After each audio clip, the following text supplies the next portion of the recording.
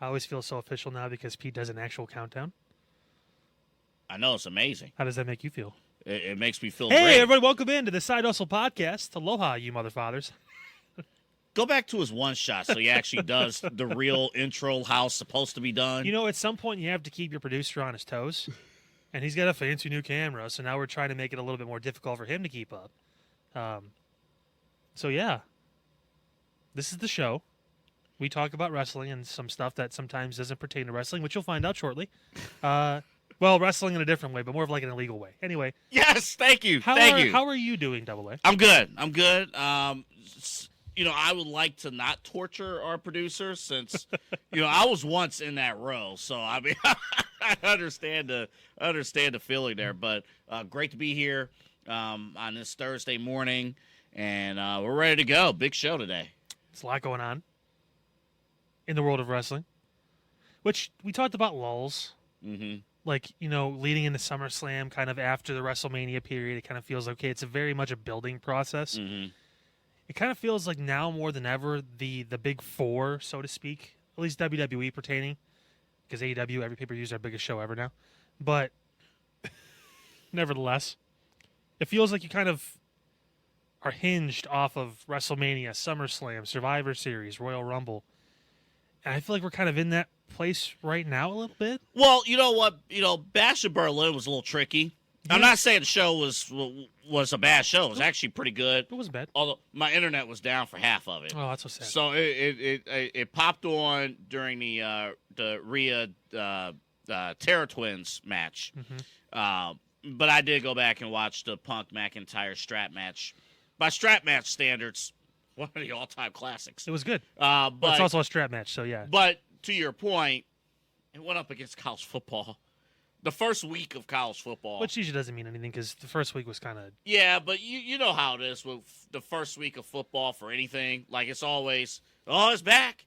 You know, it's back. You know, Ohio State, was battling with Akron for a hot minute. You know, so... and then the other 59 happened. Yeah, you know, I mean, yeah, it was close for the first 10 minutes. I'll give them that. So, you know, but you're right. I mean, it gets tricky when it gets into the fall, when it gets into football season, and you try to look for positives. Yeah. And they're there, but they got to work extra hard.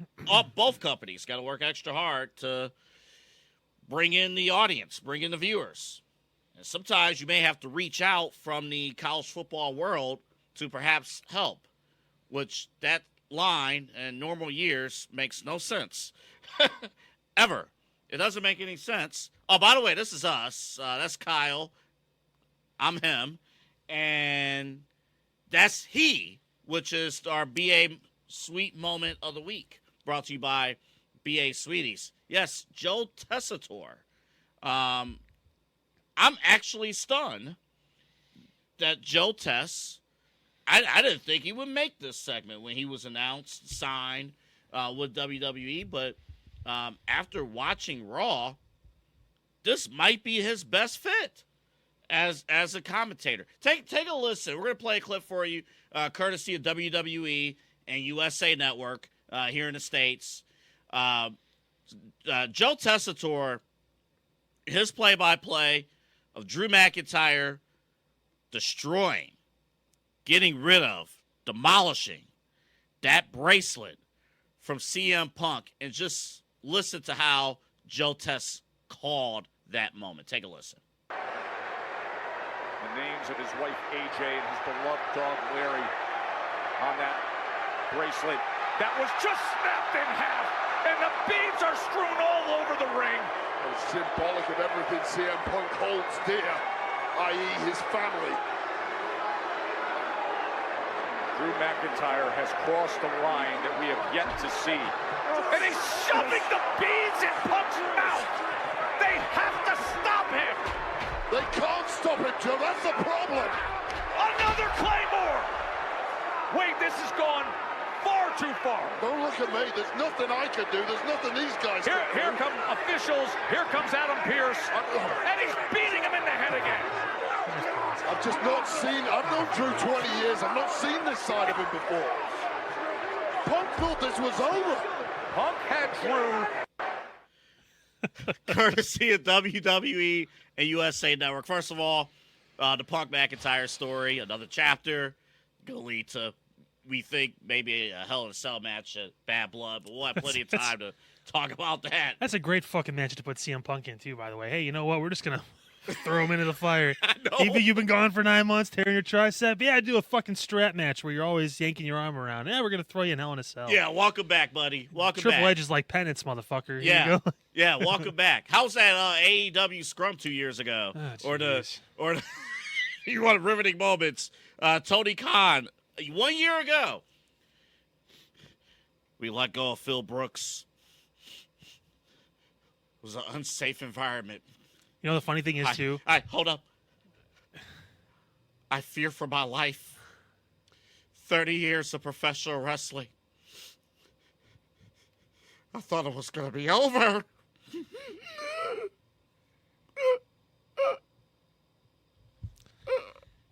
oh, God.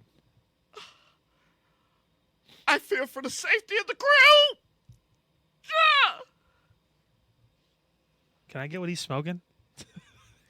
Who, me or Tony Khan? Well, both at Okay. this point. Yeah. All right. Since you did such a terrific rendition of that. Good God. Thank God we have this podcast because you are not making it in Hollywood, buddy. That was... Did you start crying? Are you close? I was getting close. You were getting close? I was getting close. Yeah? I couldn't make it. I felt it. I felt something when you were doing that. I was but- giving it a shot. But let's get back to Joe Tessitore. Thank Oh you my for God, what? thank you for fulfilling my dream Hollywood career. Man, I Holy was trying to be shit. like Batista. Pull that. Man, Next Guardians movie. That's not coming out. right. No comment, but right. I'll tell you what. Our concerns for years. WWE has spent years trying to find somebody, anybody, I mean anybody, to be not to become the next Michael Cole, but anybody to call their shows. Mhm. And they stumbled and found Corey Graves, which is great. And I think Corey Graves at play-by-play has a bright future at WWE, which is great. But they needed a big-time voice.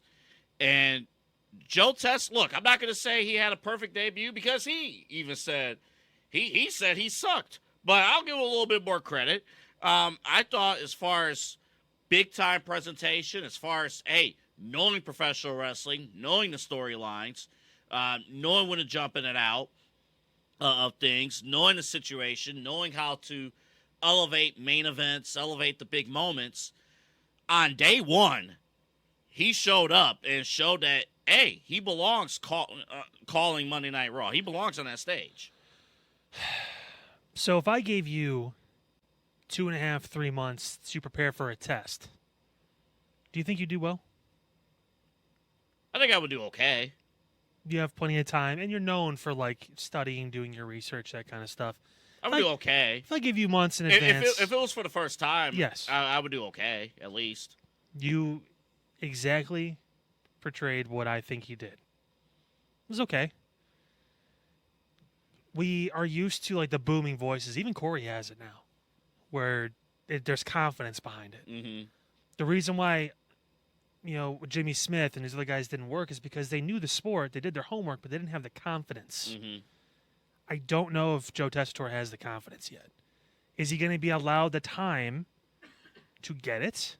Because Michael Cole, when he first started, was a backstage ring, and he was an announcer. He wasn't behind the desk. He was, doing interviews and stuff like that, and getting shit on by DX. That was his thing. Yeah. And he was given the time. Vince loved the fact that he had the war background and the reporting background, and he's like, you know what? We're going to stick with him, and we're going to give him SmackDown because he worked his ass off and all that. He didn't have any other fuels and different fires, though. It was, I'm here. I'm in WWE. I want to learn all this. I want to learn from JR. I want to learn from Jerry. I want to learn from all these guys. Joe's Joe. Mm-hmm. He's a great college football. He's a great football announcer. He's a great sports commentator.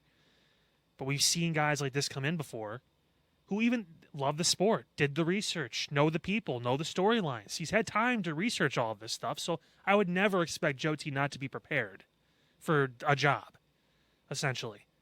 My concern is the it factor with it. When we hear Corey take over play-by-play, we're like, okay, fuck, he can do this. We knew he was great on color, but like He's got this. Like they found somebody here that could be Michael Cole's replacement. I don't know why they're doing this. I don't. Like, I don't know why he's doing this. Maybe he loves it. Maybe this is going to be hey, we're going to try for a few months. January comes around Netflix, we'll make a decision. But I didn't see it. I didn't feel like he has that it factor that you want. I think he's good. Obviously, the guy talks for a living. Of course he's good. Jimmy Smith wasn't bad. But again, they don't have that to lead the broadcast. To lead the broadcast. Well, the names you mentioned, I think he's not Graves. Corey and Michael are ahead of everybody. No, yeah, it's not even. Take Graves aside here. Yeah. But the other names, Kevin. Let's see, Kevin Patrick was rough. Very rough. He never. And Kevin Patrick is a known MLS soccer guy. Yeah. Like he's on Apple TV calling soccer matches. Just because he calls sports doesn't mean you belong there. Jimmy Smith. Yeah. Another guy who's an MMA guy. Even Vic Joseph, who was on the main roster for a little bit but got put down back to NXT, because again, it's like you're young. We want to develop you a little bit, but you don't really have that. Who was the guy from MLB Network that they tried a couple years ago? Oh fuck, I don't even know. They filtered through this shit like it's ridiculous. Aiden Vick, I think that's. He works at MLB Network. They tried him. I think the difference, though, if you take those names, I think Joe Tess on day one outperformed those guys at least. I think he outperformed those guys. Now, where Joe Tess will have to learn, the reason why Graves was great walking in the door, basically, because honestly, he was basically doing play-by-play while the other guys were next to him. He was taking the shows in and out of commercial breaks. He was, when it was Graves and Kevin Patrick, who was the voice on that show? It was really Graves. Mm-hmm. And it's because Corey Graves has spent years learning the WWE style of commentary. He's also just a wrestler. Like, people forget that Corey was at NXT. Like, he is, this has been his world forever, for a long time. So it's easier for someone to transition and keep that mindset when you've been a part of it, whether you're a part of WWE or not. Mauro Ranallo didn't call WWE until he got there. But he did other stuff. He was always in wrestling. Joe T is very good, but he's not there. I'm not saying he can't get there. But I think the difference, though, I would actually put Joe T with Mauro in this sense, is that those two guys at least love and follow professional wrestling. Mauro is one of my favorite commentators of all time for wrestling, and I can't do that to him. I'm sorry. Oh, I will. I mean, he's above Joe T. When it comes to wrestling, he's above Joe T. Easily. But it's day one, okay? I'm not saying he's bad. Like, when I say this, people are gonna think, "Oh, he's shitting on Joe Tessitore." Like, no, Joe is very good at what he does, and he was prepared for this, which is good. I would expect nothing less from someone who has that kind of level of professionalism and where he's worked over the course of his career. As far as name recognition goes, he's bigger than, even more of those kind of guys, Jimmy Smith, whoever, because he's been around, he's been on mainstream TV calling major events. So I get why WWE did this. He's also a fan, which is good. He was the voice of Monday Night Football for a couple years, exactly, too. Exactly. So he has that. Resume. He has the resume is not the issue at all. It's the it factor. I have high expectations for who I want to call my show.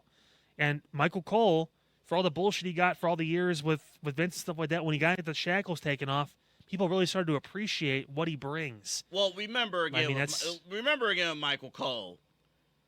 Look, I know it's with Vince, and yes, it is clearly obvious he is greatly improved, and he is the GOAT, one of the GOATs, without Vince McMahon in his ear, which is clear. That's in this, can't argue that. But it is clear, too, that it took, let's not rewrite history here, folks. It took us a long time to come around to Michael Cole. It has. It took us a long time to really get in there. Again, mostly because of Vince, which is why people like to rewrite that kind of history. But let's be clear about that. That's like 5 to 10 years, people really started to look at Michael and go, oh, okay. But you're making my point a little bit even these last couple of years when Vince is out of the picture. When he's been completely out of the picture, of course, he's able to really go above and beyond. Exactly. But look, I disagree with you on one thing. I do think Joe Tess has that it factor. I do think there's a style for him that fits with pro wrestling. The elevation, the big voice. Now, the one thing he'll have to learn, that every person has to learn walking in, During those matches, not particularly the main events, not the A block, but, when you have damage control in the ring, when you're at the mid-card, we're going to talk about the New Day and Odyssey Jones here in a couple minutes. He has to learn what to say during those matches, which is not necessarily play-by-play, right? Yeah. You can't call the moves. Your job is to sell the story, sell why this match is happening, the who, what, when, where, how do we get here, what's going to happen, win or lose. You're essentially cutting a 3-hour promo. And it's tough. They're throwing him into the... Look, I'm not saying it's easy. No, that's the thing. Like, it's... I think baseline, we're at the same point baseline. I honestly, I think the way we're coming at this, I believe his ceiling is higher. Am I correct in saying that his ceiling, I believe his ceiling is higher than what you see? I don't, because, so the first time I heard Morrow in NXT, Okay. I was like, shit. Yeah. First time I heard Corey do play-by-play, officially, I was like, okay. Something is just missing. And it's not his fault. It's not WWE's fault. I get why they're doing it. I get why he's doing it. I understand why he's in the role he's in. It's not like he doesn't deserve it. It's just sometimes you hear something, and I usually get, feelings. I get, a certain, oh, shit, okay. Unhinged Michael Cole. That's why people are appreciating him more, because it's like, holy shit, this guy's actually really good at this. All right. And it took a long time to get there, but the point was, too, that Michael always dedicated his entire time to this. I worry about some of these guys that are coming from different sports. It's okay to bring that mindset. It's okay to bring that kind of call into there, but his mind is not fully in WWE. He's got other jobs to do. He's other things he's got to do. My concern is that instead of giving your all to one thing, when you're talking about who's doing what, how they're going to be able to carry a show, a $5 billion show. I mean, even SmackDown. How much did USA pay for SmackDown? A ton of money. Shit. I mean, and that's where he'll go when Raw goes to Netflix. Maybe. I don't know. I think he'll be fine. There's guys that have lasted a lot less time that we thought we're gonna be given more chance. I'll put it to you this way: if he continues to work out his craft, then I think he will really, really. I hope he figures it out. I think he'll shine. I think he'll shine. Let me give you one question before we hear from the fine folks at BA Sweeties. Will he be better? Is he better, or will he be better than Excalibur? Oh God. Before he started, he was better than Excalibur. Stupid fucking mask wearing, stupid piece of. Hey, Sweeties. Joe Tess is our BA Sweeties sweet moment of the week. Better than Excalibur. Better than that live read I just did. Our sweet moment of the week brought to you by BA Sweeties, Joe Tessitore.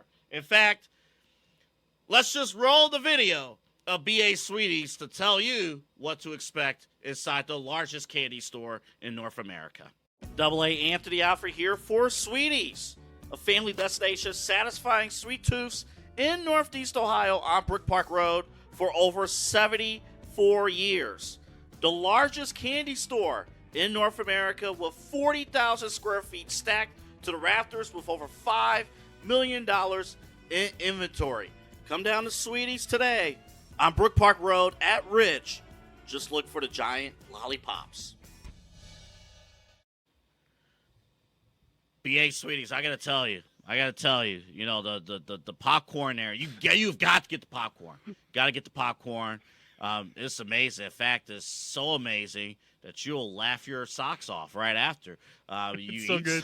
It's so good. It's good, and the candy will get you so hyper. Oh my God. The candy This in the commercial break is like, fuck.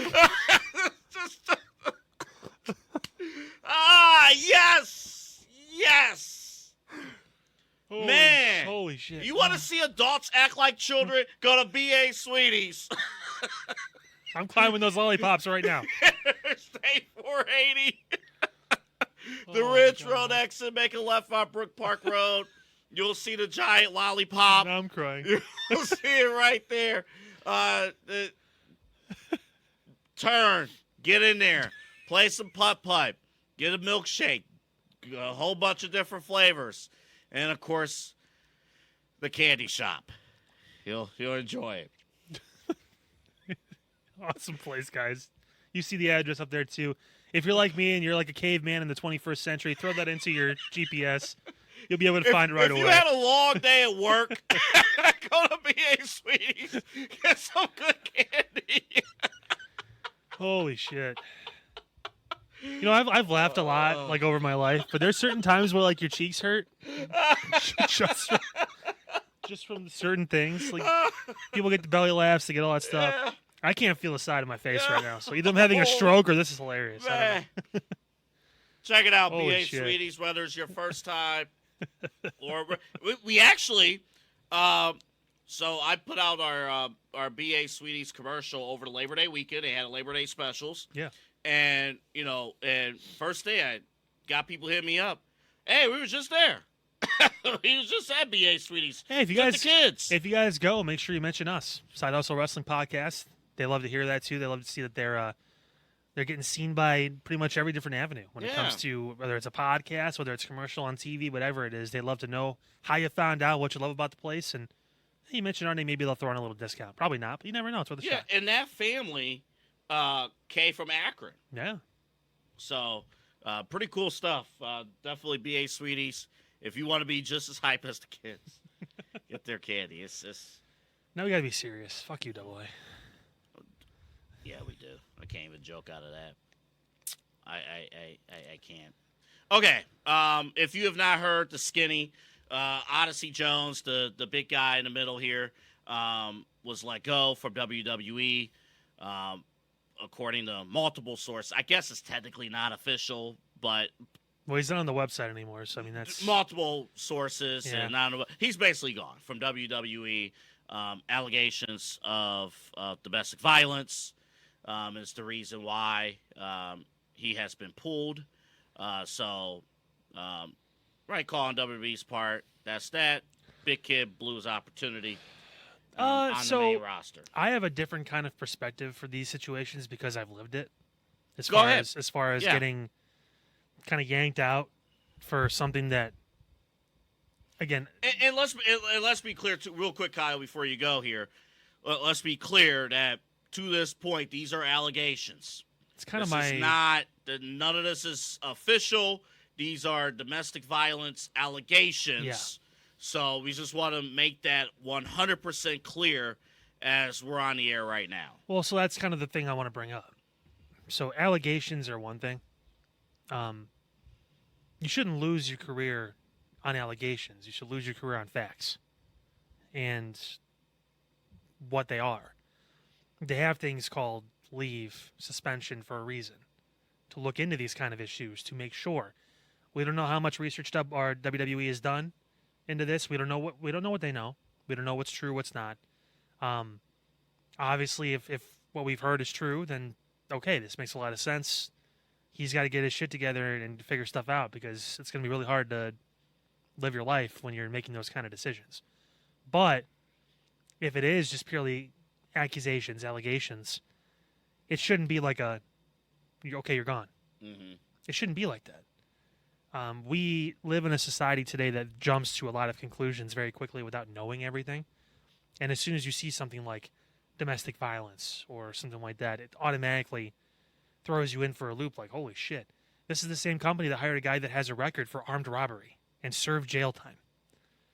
So And pull strings to get him into foreign countries. Mhm. Like, peaks and valleys here, people. Like, we need to make sure what we're doing because if it comes out that these allegations are dismissed, they're not true, WWE just ruined an up-and-coming man's career who was set to be in a pretty sizable story yeah. in the upper mid-card with the New Day when it comes to their breakup and all that stuff and Yeah. what role he was going to play with Kofi, with Xavier, with whoever else they brought into that situation. And what other company would touch him. would touch them? I know we joke about AEW. No, but they won't. They won't. But they wouldn't. Listen, think about Tony Khan's stupid for a lot of different things, but he's a businessman. So Yeah. I'm going to assume that he knows business, and this is not the best idea. If again, it's untouchable at this point. Mhm. The fact that Brock Lesnar is still on the roster and this guy is not leads me to think that there's more maybe they know they're not sharing, which with the legal system, obviously you can't share what you can't share. But I am choosing to trust the people that are leading WWE right now based on what decisions they're making. But at the same point, if it's just allegations, that's rough for a dude that's been waiting for his moment for a long time. And I'm sure there's been a lot of frustration and hard work and trying to get to where he finally got on TV for a few weeks, and people were into it. People were excited to see him. He was obviously, I mean, you see him there in the middle in the blue. I mean, he was huge, larger than life, and doing fantastic things with this group that's been looking for kind of a pick-me-up a little bit over the past couple of years since Biggie got hurt. I mean, I feel like I share a unique perspective just because of going through what I did in my professional career. Granted, no, I did say the thing I said, and obviously I paid for it, and I'm still paying for it to this day, which, I mean, it is what it is. But, I mean, we don't know. We don't. I think you're pretty spot on with that. Again, this was from their last match on August 19th, a couple weeks ago on Raw. So he has been off television since, and as you mentioned, off of the internal roster, off the website. Yeah. Which, if it is what it is, and it's just allegations, that's fine. Yeah, and I think if it's a suspension, hey, we're taking you off the site. We don't want anyone to find you. We want to make you disappear for now. We want to figure all this stuff out. If you're, I'm sure they had a meeting with them and were like, hey, tell us what happened. If you lie, I mean, we're going to find out anyway because we're a $22 billion company. So I just want to add to what you have said because you're 100% spot on with everything you just said. I just want to add that, again, WWE, to our point of taping, which is Wednesday night, this is when we tape the shows, to this point, WWE has not made a public statement about Odyssey, about what's going on with this particular situation. And, again, we don't know if he's released. Him being off of the internal roster, him being off of the website, could mean several different things. It could just be, hey, we're just, chill over there for a hot second. Let the process play out. It could be that. We do not know if he's released. So I think that's the touch point when you're talking about allegations. Right. When you're talking, when it becomes a firing, then you better be 100% sure, like you said, that this happened. Obviously, we're all clear that if this did happen, and we're not here to judge whether or not it happened or not. We're just here to state what it would mean. If it did happen, obviously, not a good look at all. Obviously wrong. We all know, everyone watching, we all know that. Yeah. But, again, this is a slippery slope, right? As you have mentioned. You treat this with care, kind of see what's going on. And also remember, too, even though Vince McMahon, who has a Netflix documentary coming out later in the month, the day of our taping, by the way, even though he's gone from the company, WWE still has the Vince McMahon stain on it. Whether or not, they have moved on under this new regime with Triple H and the Khan and whatnot. They're trying to do their best. But when you mention domestic violence, Vince McMahon's name's going to come up. It's just the way it is. So you just better be sure that you're handling this with care. And that's all we'll both say on that. Now, on the New Day's part. Well, we thought we were going to get something interesting, and now we're kind of back to, do you even do the turn anymore? There's not really a reason to turn because there's not a, Now, could you big wedge in the middle, but you're not joking about the domestic violence situation. But could you, this is tough too, because if we go by what we just said, in that, hey, we're just putting him on the shelf and everything, can you really go on television and joke say about that he's it? Gone? They won't mention him. I think that's the trick. That's the that's thing. That's the smart thing. Because I was gonna say, and you're right. Because I was gonna say, if I'm Woods on television, if I'm Woods, I'm like, Kofi, you made a big deal about this dude. Told you. And he told you he couldn't make it. You about to sell out New Day for this dude. I mean, you could. So, if they didn't have the history they did with Vince, Yeah, that's the problem. Yeah. but even then, it's not really in good taste. And I know. you don't want to like shit on the guy when he's down. Like he Yeah. obviously made, if it's true, he made a terrible mistake and he needs to pay for that. But at the same point, like kicking a man while he's down is not going to make you feel better or make you more money or anything like I that. guess Like, what I'm asking, is there a way to do it without mentioning that he's not on television? they may subtly reference it without mentioning his name or the actual situation. Find a way creatively to throw in like a little line or two about we tried one thing, didn't really work too well, did it? But could they? I have an idea. Could they bring up another NXT wrestler? You've been big on Obafemi for a minute. I mean, Well, speaking of which, he's in hot water right now too. Oh God, what did he do? Well, we didn't put it in the system, but he made a line. It was a promo he cut backstage, and he said in certain cultures, women still belong in the kitchen. Is he wrong? Does it mean it's right? Of course not. But is he wrong when he says that? Like, fucking God, we are so sensitive to some of this stuff. Yeah, I get to listen. If you're attacking a woman and you're like if this is true, then yes, of course. But shit like that, come on, man. I have not seen. He's not saying that. He's saying there's some places where that's what. Okay. Online, I have not seen too much of a pushback for that line, but this is too. AEW's fans are like, yeah, because they're all 45, male and single. But if they were to bring him up,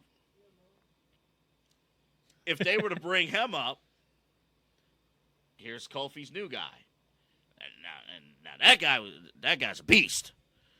That guy. I don't know. That guy. I just don't.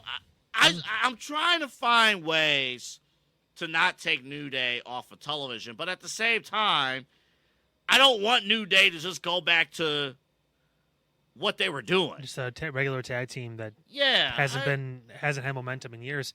Big E needs to get cleared. He's not going to. That's the thing. I think he can, and I think he even said at one point he could technically go right now if he wanted to, but he's very just cautious about everything, and he's doing stem cell stuff too, and he's trying to. I think he wants one more run. That's why he's still around. I think he's still around because he wants to do good business. He's great. He's under contract too, so I mean he's still there. And he's under contract. Kind of has to be there. But he's not going to be like the Titus O'Neil thing where he just kind of fades into the background, then he's just gone. Like I think he's still young enough too, where I think he wants to try one more time, but he wants to be absolutely sure. So he's gonna do everything he needs to first and take his time. We both broken freaking neck, dude. Are rooting for that. If it doesn't happen though, then like Xavier and Kofi, and sometimes this happens in pro wrestling, right? If one member of the tag team suffers a severe injury, the other tag team member is pulled from television. Like it's not like a Jey Uso. Like a main event Jey Uso situation, where all of a sudden he gets catapulted in the main event. Yeah, like if Matt Hardy back in the day goes down, or then what do you do with Jeff Hardy? He wins the world title. He fights the Undertaker for the world title on Monday Night Raw. It's tough. But I guess Woods isn't that guy. Like I told you, like Kofi rode momentum, and he's been in the business for a long time, and he built a lot of good faith, and then he had that run. Big E was obviously a young star where if he was healthy, he could be a multi-time world champion. I think Woods was starting to find. He was starting to find with this. something. With this, he was. I think he was starting to find starting something. to separate a little bit. I think the Intercontinental title was realistic. I think world title, because of who's on top right now, may have been a little tough. Very tough. But I think almost honestly, he would have a better run trying to go to SmackDown and challenge Cody.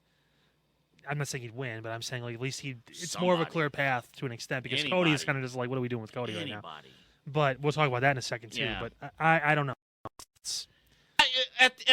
They're stuck. At the end of all this, I mean, we said what we had to say about Odyssey Jones. I do legitimately feel bad for Kofi and Xavier, especially Woods, just because, like you mentioned, Kofi and Big E have both had major title runs. Kofi, I think, has hit a ceiling. I think Woods was. I think something good was starting with Woods, and if they don't find something to kind of recapture this a little bit, Woods is not going to get the opportunity. What are they doing with Omos? Like, I think Right now, nothing. it'd be kind of cool to see him come through and That might be the guy. but not be like the serious monster. Be like what Odyssey was trying to be, like to a level. Like, don't go over the top. Well, which I don't think he can, if but- you watch Omos to like, PR situations, he's charismatic. very charismatic. Hey, really really good dude, funny, all that stuff. Like, And I mean, remember, MVP is not around anymore. no, so he's kind of just floating. I mean, And you put him in a tag team situation where he doesn't have to be relied on, called upon to, lead singles matches, but could in spot duty. I don't know. I mean, if my philosophy is if you're gonna pay somebody and they're healthy, like you're gonna do something. Like you're gonna. He could be the guy that faces Bronson Reed down the road. You just need a big guy, Not Braun Strowman after Bronson gets back from COVID and puts him out again. That'd be a great phone call for Braun. I'm gonna get some time off. This is great. Ring. Bronson has COVID. Fuck. On Twitter, Bronson Reed is a must follow on Twitter because he keeps up with the stories. Kayfabe. He's like, wait a minute, the guy I just put through the car took him out. He takes my spot, and then he won the match. Oh, so that's So obviously. now he's on the front. So Strowman's gonna get fucked up yeah.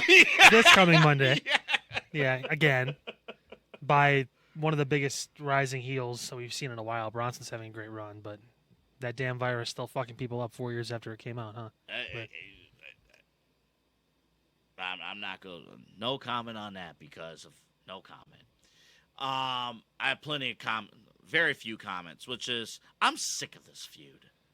I guess on Friday, tomorrow, this upcoming Friday, Timu Solo is going to call out Cody, and they're going to main event Bad Blood.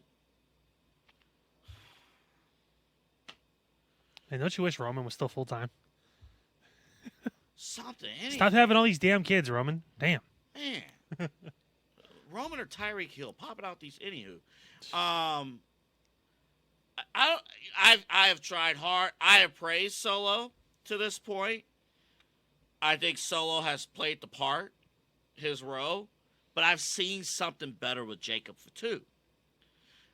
He has somebody better in his own stable. I actually would like the idea. So Randy Orton just lost, right? At Bash of Berlin. We thought that was going to be the match. Him and Cody had bad blood, but Right. So KO's not turning, which is cool. well, for now, Which is fine. He's not going to turn he didn't against turn. Cody. He didn't turn in Germany. Right. We'll see what happens. I like the idea because Randy Orton's going to come back to SmackDown now that he lost the world title. You would assume. I like the idea of Randy. Cody tried to console Randy Orton, and then at some point Randy turns on Cody. He just snaps. Yeah. I like that as the main event of Bad Blood. A heel Randy Orton versus Cody Rhodes. It's still pissed off Randy Orton against Cody Rhodes at Bad Blood. They've marketed Bad Blood more than almost any other show this year. Mm-hmm. Like they brought in Metro, they have the whole thing. They do like the different like little commercial things for it. Like they're doing a lot for it. I would not be surprised if Roman does come back again, and they have a match him and Solo at Bad Blood. It's in the damn title. If Cody does go, Yeah, it is. It's built the fuck in. I mean, come on. Yeah, Like, it is. that's money. But like, I'm just saying they can't go back to they'll try. But because Survivor Series is supposed to be the OG bloodline versus the new bloodline, right? So Yeah. when are you going to get that one-on-one match with Roman and Solo? You want to try and do it before, right? Because you want to build to something. So, I mean, for all intents and purposes, Roman should be back Friday. He should be. He should be back at SmackDown on Friday. He should be ready to go. He should have Jimmy as backup. And they should fail at Bad Blood. Mm-hmm. And that's where it's like, okay, we need to get the full band back together. Let's call it Jay. Let's figure out what the fuck else we're going to do. The fourth person we're going to need. They can keep that a mystery until the day of. If you want to bring in another member of the family, if you want to bring in Sammy, whatever it is. Sammy's probably going to get his ass kicked by Gunther at Bad Blood, too, for that title. I do. Side note, I like that as the next matchup for it. I like that. And Gunther Side note. needs penance. He's going to kick his ass, whatever. It's yeah. fine. But, I mean, that's the route to go. I think Cody can have that feud with Randy. Oh yeah, Cody should have the feud with Randy through like Royal Rumble. yeah, It should be multiple matches, kind of like what they're doing now with Punk and McIntyre because of their history. yeah. Is it a WrestleMania match? It could be, but no. No, it doesn't need to be Mania. No, because But we know The Rock's going to come back. But I mean, you need a hot story this fall with SmackDown going to USA Network. You need a hot story. And honestly, I'm just going to be honest. Cody needs a defining feud as WWE champion. And obviously, the entire run has been defined by his working with the bloodline, that kind of thing. He's been out of the bloodline, back feuding with the bloodline, out of the bloodline, back feuding with the bloodline. He needs a non-bloodline championship-defining feud. You know what? With a foe that fans, I understand the respect factor, but I trust Randy he can get over as a heel. to get way over as a heel. It's easy and for for him to be hated. I trust that could still happen. I almost kind of look back to when Drew won the title for the first time. And it was kind of like, it was during the pandemic, I get that. But there was a lot of like, is he going to have a real feud? And then Randy came along. Mm. And that was big for Drew. Drew lost the title in that feud and then won it back. Mm-hmm. You could do that with Cody. It gets Randy to 15. Cody can become a 2-time champion. And then you can obviously have his promo, his feud with The Rock come Royal Rumble through WrestleMania. But And Randy is known as Mr. Survivor Series if you were to go that route. Yeah. Like that's his pay-per-view, is Survivor Series. or you could That's a stunner if that were to happen. We don't know, but that would be something. it could even be a thing too where let's say they run with this match for Bad Blood, the one you see on the screen right now with Cody and Solo. And Cody needs backup. That's why Kevin didn't turn, right? Mm. Randy is Yeah. back on SmackDown now. Cody's like, man, look, it sucks that you didn't make it. And I think one day we'll have our moment. But right now, man, I need you. I need you in my corner against these guys because they're a different kind of. You saw they're a different kind of animal. Mm-hmm. They took you out originally. They put you out for a little bit. Like we need this. And Randy agrees and all that stuff. And then they help and Cody beats Solo at Bad Blood. But Randy gets a little jealous. He's like, man, this fucking kid, dude. I made you. And there are certain flip. seeds planted leading into. I've Bad always Blood. got your back. Like the little promo they did backstage where Randy came up, looked at the title. He's like, Yeah. I always got you. Like, after all these years trusting Randy Orton. I also like the idea. Last person I trusted Randy Orton isn't with the company anymore. I also like the Bro. idea. Want to talk about my family? Let's talk about your family. Oh, wait, you ain't got no family. They don't want to see your bitch ass anymore. 2 years ago. We missed that. that. We missed that. Man, that was great. Man, that was great. One other idea to propose to you. Because you're selling me a little bit on this match if the other stuff happens. There's got to be more that comes out of it because that's also So- anything Bloodline related usually. So we never got the tag team match between Randy and KO versus The Tongans. the Tongas. We never got that. Well, that could be probably a thing too. Kevin And maybe will, you yeah. could run that either on SmackDown or a Bad Blood. Probably a SmackDown. You could run that back. Yeah. But I think Randy. So I guess here's the thing. I hate this match. I hate this match. But if it leads to something, if it leads to eventually Roman being involved, if it leads to Randy Orton really being reinserted back into SmackDown, if it leads to something good, honestly, with heel Randy Orton, That's the I'll thing. be fine. What do we have to back up the claim that Solo is really in charge? That he's really the guy. He's lost a lot of these matches. He took out Roman, but it took Jacob Fatu coming in. You know, Roman was always, when he was in front, when he was leading the bloodline, you knew, like, okay, you don't fuck with Roman. Like He has connections. That's really all we have, that's is that he knows a ton of people. So all we know is that what's maybe what's another... stopping Jacob from being like, what the fuck is this? Like, you keep losing to this dude. You keep losing in general. It's the reason why you took over was to win, to bring this stuff back, and you're not doing it. Fuck you. I'm putting you on your ass because I can, and I've been patient and waiting here, and I'm supposed to be the guy you turn to, right? But you can't even get your shit taken care of. Yeah. So what are we doing? Like, it doesn't make. He has to start winning matches. Like, and Is that the big picture thing too? I'm actually intrigued by that. If that's the big picture, I would imagine it has to be. How many people in the family, wants to be the guy in the family? Well, and you finally get the baton, but you can't get the job done. Well, look at you talked about what WWE's invested in this dude, right? Mm-hmm. What they've put into Jacob. Yeah. Going the lengths and bounds they did to get him into different countries, to work, to hire him in the first place with that record. Like, there's something there, and they see it. Oh, yeah. So the question is, how much longer are we going to have their roles? Honestly, should probably be reversed at this point. He should be the enforcer, and Jacob should be the head of the table. I think ultimately, at the end of the day, I know we got to move because we got some Hulk Hogan and Logan Paul stuff coming up. Never thought I'd say that in the same. I know, but I think Solo right now, we care deeply about Jacob Fatu. Mm-hmm. We care deeply about Roman Reigns. We care deeply about the overall concept of the bloodline. We care deeply about Cody. We care about KO. We care about Randy Orton. I don't hear people saying, man, Solo's been killing it. Solo has been, it's not happening. He's been okay, but at Yeah. the same point, I can't buy, okay, you're leading this group, but you're the second best member of it. Like, when Roman led the bloodline, we knew Jay had potential. Mm-hmm. We knew Jimmy was, the comedic relief a little bit. We knew Solo was a badass, Yeah. but we knew who the fucking leader was. Yeah. There was no, and again, they could band together to try and break him up. They could go one-on-one, but we knew at the end of the day who was going to win that match. Mm-hmm.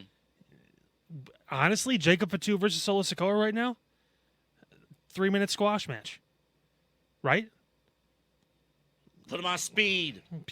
Put him on speed. Throw a title in there. They can bring that one in the bloodline. Oh, real quick. I forgot we had to sit here. So this is the WWE schedule for the month. September 28th, September 29th will be their first live events of the month. Their only live events of the month. The talent are excited about that. Unreal. We've heard stories throughout the week. Damian Priest, he was on with Chris Van Vliet. Great interview. Watch it today. He was supposed to be, what movie was he supposed to be? Black Panther 2. Tell me what you heard from that interview. Do you remember what you heard? I watched it today. Yeah, he basically said WWE pulled it. Different time, obviously, because they were in production for a long time for that movie. Mm-hmm. He had landed the role. He was in the movie. And Vince and WWE said, mm-mm. It's just crazy. Which is mind-blowing to me. Like, I told you, if we did this podcast, we started this podcast 9 months ago. If we would have did this podcast 4 years ago, 3 years ago, the amount of times we would be crapping over Vince McMahon decision-making would be off the charts. You think our criticism of AEW is bad? Yeah. It would be off the charts talking about Vince because and like Sasha Banks is another one. Her work at AEW notwithstanding, but same deal. She had a movie opportunity, and you have to work a show in Dearborn, Michigan. You have to work a show in Buttflakes, Iowa, instead of going to Los Angeles. Buttflick, Iowa. Right. I hope that's a real city. Also, sorry if you live there. You gotta work a show there. I work in Buttplug, Idaho. You can't work a Marvel movie because you gotta work in some city in Idaho. I work in Pegme, Wyoming. Now wait a minute now. They should be working that show. That should be sold out. I don't know why it's not on this list. Find out more about what Double A likes. Man. When we tell you where NXT is going on the CW in their third week, man, you'll be happy. Coming up next. This is ridiculous. This actually not as much. He said some shit, but like some of it was actually not that bad.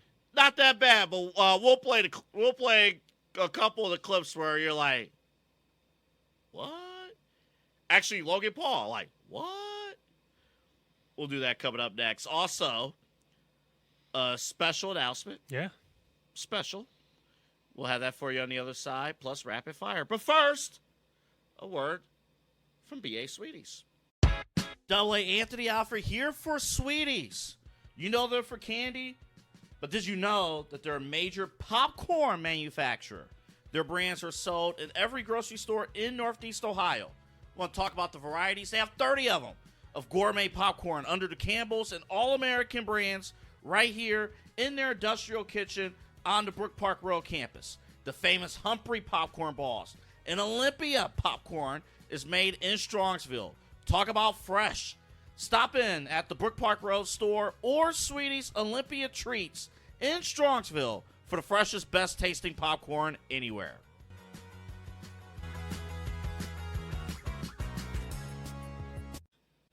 30 different flavors. Largest candy store in North America. Right here in Cleveland. So definitely check it out. You see the milkshakes as well. I told you a couple weeks ago, before we had EC3 and Amanda Casey on our show, I had the special cookies and cream cheesecake milkshake, which was amazing. I get kind of like skeptical when we talk about mixing multiple flavors, but yeah. Oh, it was. Wow. I was ready to go. I was ready. I was ready. I know you were.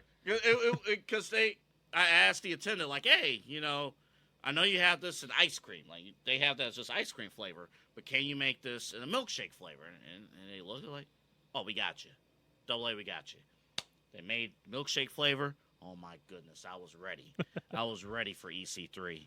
And, Amanda, we were both ready. We're still getting comments, by the way, from that show. You were ready. Yeah. Yeah. Still getting comments. Fuck me. Still getting comments from that show. My buddy from Cedar Point, he was like, dude, EC3 is like very muscular, like on television. Like, I'm like, yeah, imagine sitting next to him.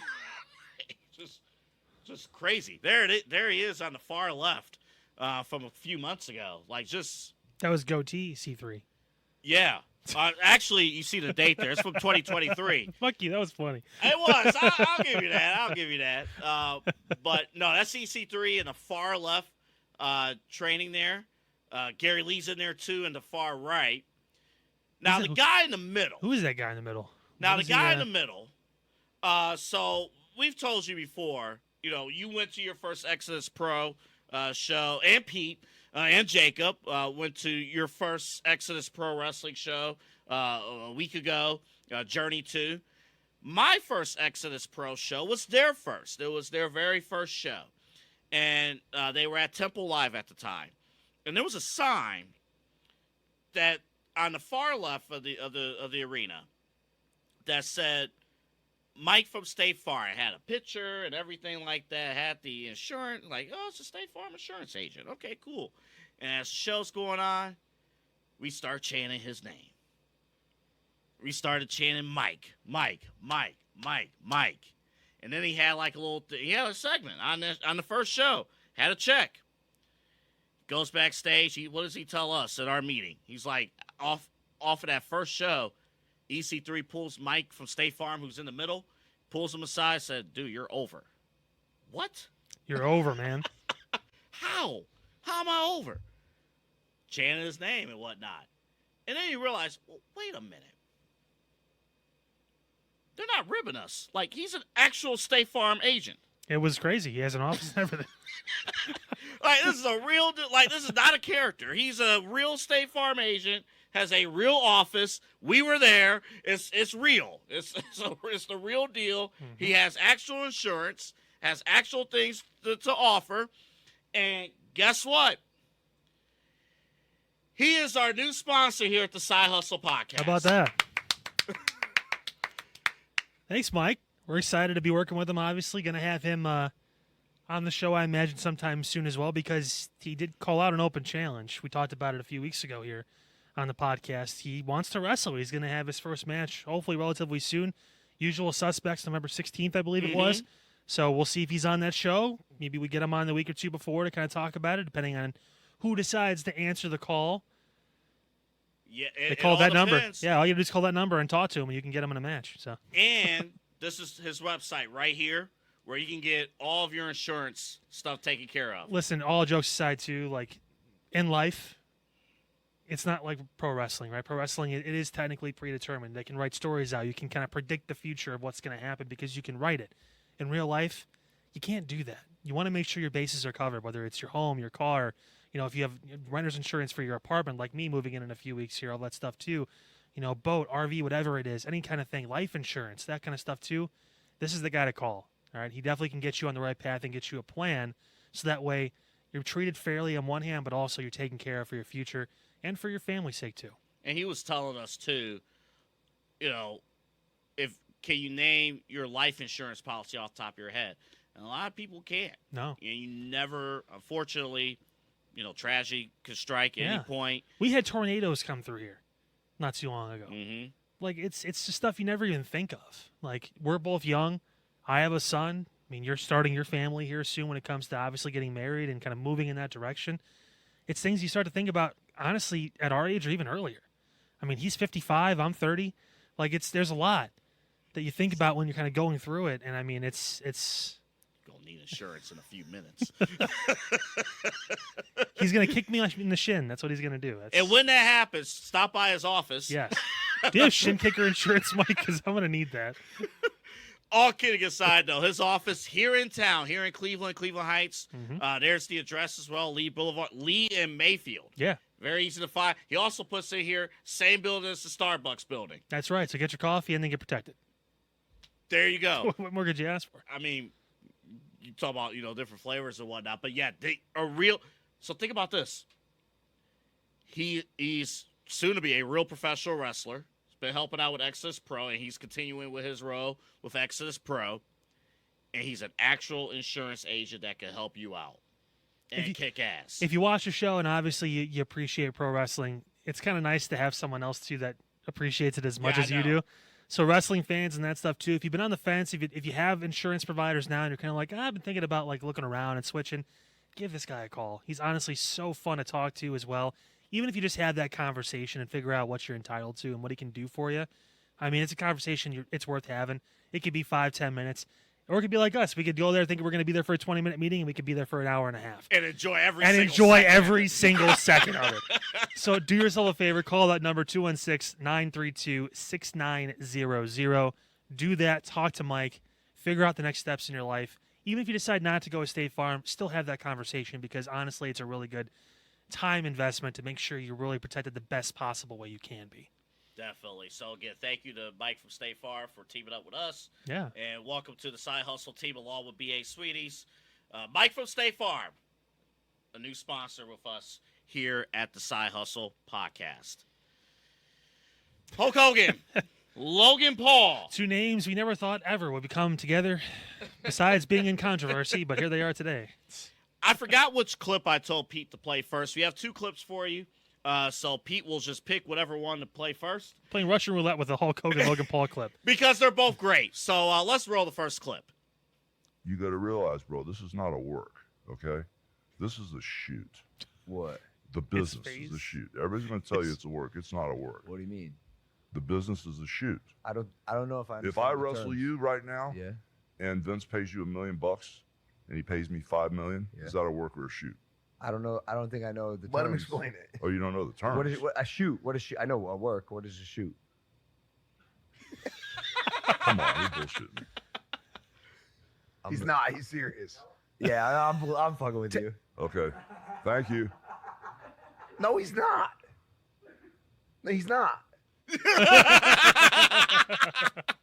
Courtesy of Impulsive Logan Paul's podcast. Okay. It's the you really don't know the difference between a work and a shoot. Like you really don't. It's one of those things too of Logan. Like He's so new in the business.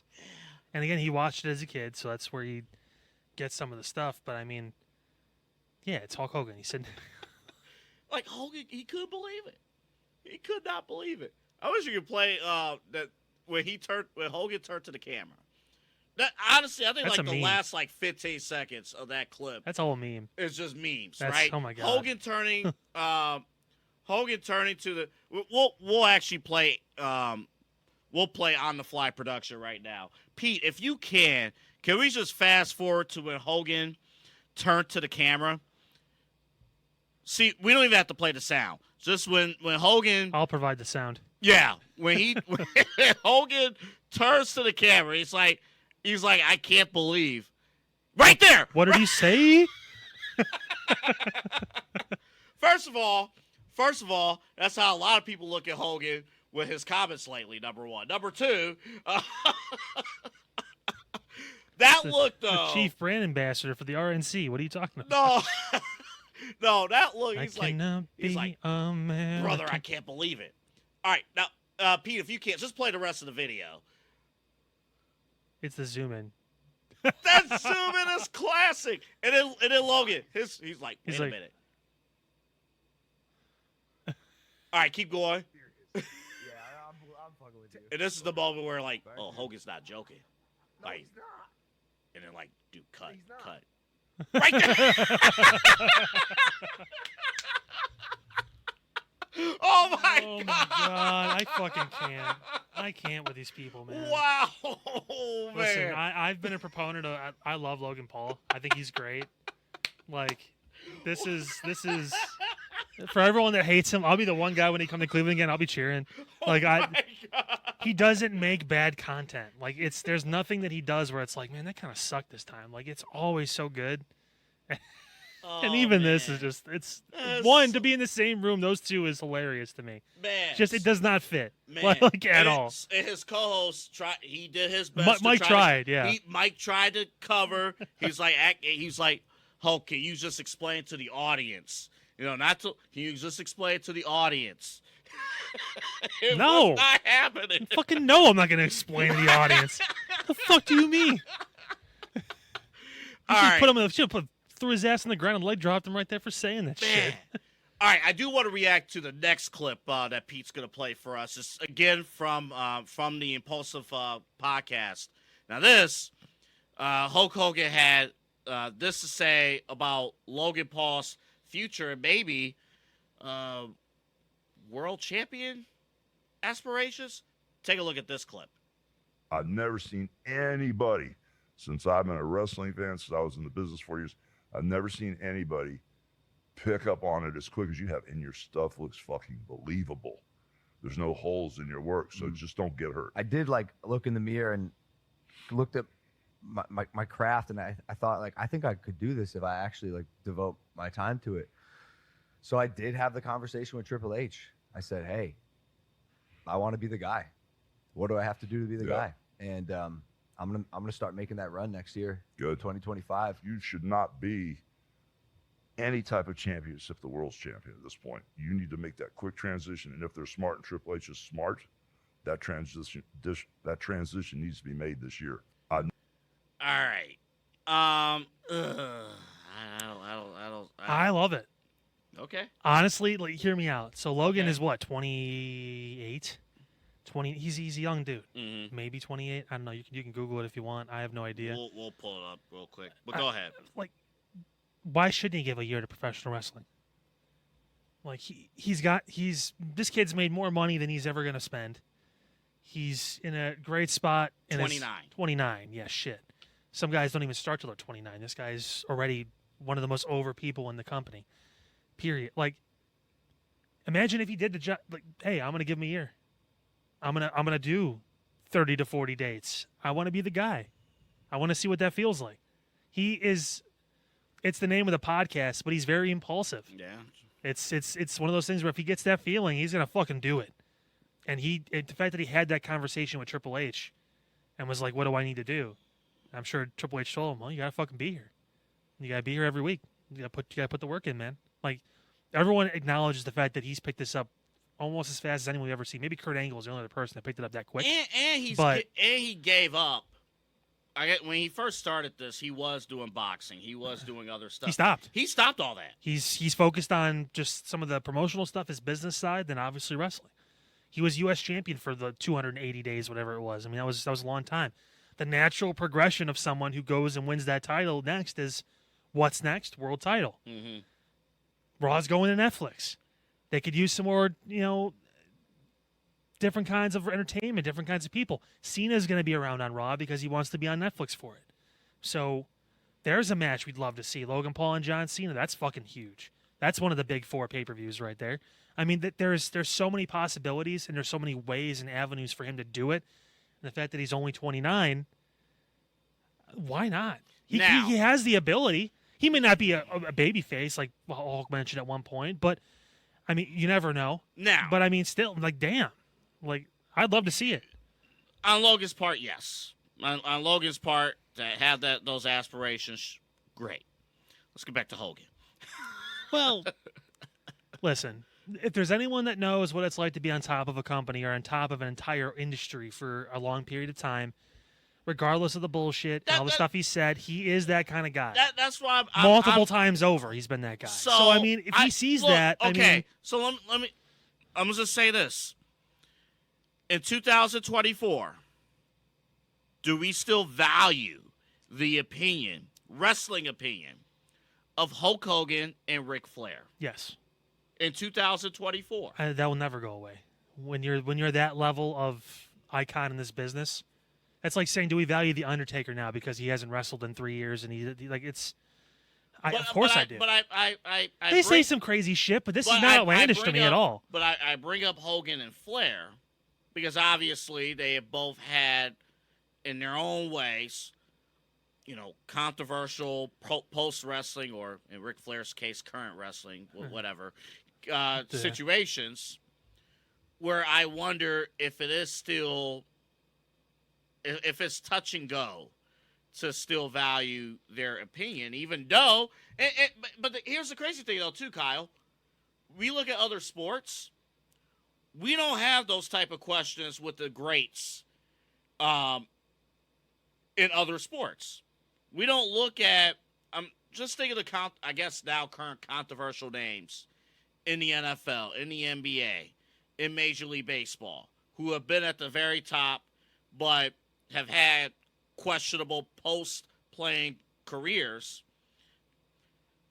We don't question, though, their, I guess, views on the sport in which they participated in. That's what I'm saying. Like, so if these guys are talking about themselves, like Pete, I'll give you this: Pete Rose, right? Obviously, Pete Rose, did what he did, but what I guess when it comes to him talking about baseball, at least baseball history, you at least have to respect what he's saying. It's a slippery slope. I don't feel that way with these guys. I mean, listen, I know they're old white guys. Of course, they're going to say some stupid shit. Like that is what it is. It's going to happen, right? Everyone's grandpa says something once in a while where you're like, oh, okay, whoa, easy there. But I mean, wait a minute, they're a roll runner. These guys have also. Hulk Hogan he basically turned wrestling mainstream in the '80s. Ric Flair has won the most championships of all time. Like, these are wrestling opinions you respect, whether you respect the person or not. What they've become, what they've done, during career, post career, whatever, they've been in those moments and they've earned the right to say things like this, and also to be able to be respected with it. And they're both phenomenal when it comes to wrestling minds. They're Hulk being one of them, very in business for himself, which is fine. It doesn't really matter anymore because he's not really involved in wrestling, so to speak, as far as like being a character on TV or anything like that. So there's no brownie points for Hulk by saying any of this. Sometimes you can see talent, and we can all see how good Logan is and how good he could be if you really just said, you know what, I'm doing the impulsive shows from the wrestling events. Like I'm there. I'm fucking doing this full time. He could be the guy in the company. There's no reason why Logan Paul could not be that guy. In my mind, he could be the top heel in the company. In some situations, a lot of people said at one point he was already, but like he could be that guy, that next guy for this company if he wants to fully jump into it. It's got to be kind of like Jake with boxing. Like, I'm not doing anything fucking else. Can't do anything else. This is what I'm jumping full head into, and look at where Jake is now. He's fighting Mike fucking Tyson. Whatever, 58, whatever. It doesn't matter. It's a match. It's happening. Mm-hmm. So I mean, that's impressive to have 11 professional boxing matches, and now all of a sudden you're fighting one of the greatest of all time. Like, regardless of age or whatever, it doesn't matter. Mike still looks great. But I mean, like, now we do not have time to pull the Hogan's clip on Chris Benoit, because that was flat out wrong. He was saying that people forgive Chris Benoit, they'll forgive Hogan. It's two different streets here, and it's like, ugh. Well, one's double homicide, suicide. One murdered his entire family. The other one said one racial slur. I mean, it's easy to forgive one compared to the other. Mm-hmm. I mean, but like, this is the stuff he said in these. I mean, I'm not. Great interview. Yeah. At least check it out. Yeah. See what he has to say. Also love Logan, so I'm all for it. I'd love to see more of him in WWE. The memes are just classic. No rapid fire today. We'll do it again next week. Again, BA Sweeties.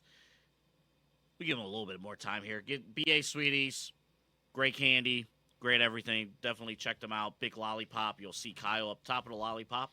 Ride it. Yeehaw. And again, thank you to Mike from State Farm, local office here in Cleveland, Cleveland Heights, Lee and Mayfield. And again, check out the. Stop looking at Kyle. Look at the website. Give me the slot. He had his sunglasses on. He was looking cool, and you had to ruin it. There's the website right there. You can still see the website with him. Look, he's There just you go. excited. So, Such a bright star in the insurance industry. He had to put sunglasses on. there we are on social media. Definitely check us out, of course, all platforms. I am trying very hard to convince Kyle to do a TikTok live following an AEW Dynamite. I'm trying very hard And keep trying. to do it. I think it will be you're great putting- content. You're putting a lot of effort into something that's probably not going to happen. At least 10 minutes. At least 10 Why minutes. would I waste the people's time? It wouldn't be wasted. There are AEW If you want to hear me fans, swear about the fucking there show, are watch this AEW show. Fans, Watch this there one. are AEW fans who would value your opinion. Why is he trying to make me do stupid shit? I don't understand. This is not stupid. No, this is gonna be great. This is the game of the Remember year. when you thought Perry was going to struggle against Euclid, and they won 42-0 42-0 against a Division I school? 42-0. Yeah, it's going to be a great game. Crazy, They still have that quarterback. man. Oh yeah. Well, and that's something. Side Hustle Podcast, right, every Thursday morning. Chagrin Valley Conference football, as we just mentioned, and of course, Voice of the Land live Wednesday nights, 8 p.m. So definitely check those out, and our show as well. Also subscribe on YouTube. Yes. Subscribe, definitely. We're moving up there as well. Subscribers, views, all of that stuff throughout all of our social media platforms. We keep growing, and we appreciate you guys for watching, tuning in, and putting up with whatever the hell I said this week. So thank you. He usually doesn't say anything controversial. I don't think he swore today, which breaks a streak of, I think, 5 or 6 shows in a row where he did. 4 shows in a row. That's a full August was a hot month. That was a hot month. August was coming in hot. It was a hot month, man. August was. Oh, Woo! Jesus Christ. September is back. You got good wrestling. You got football. Like He's in a better mood now, folks. That's what he's Like, trying to say. Whew. Don't worry. Watch Dynamite. You'll get in a bad mood, too. Do the TikTok live. No. If I can't watch Raw or SmackDown, why in the fuck would I watch Dynamite? We're gonna hit the heart out. Good night, everybody.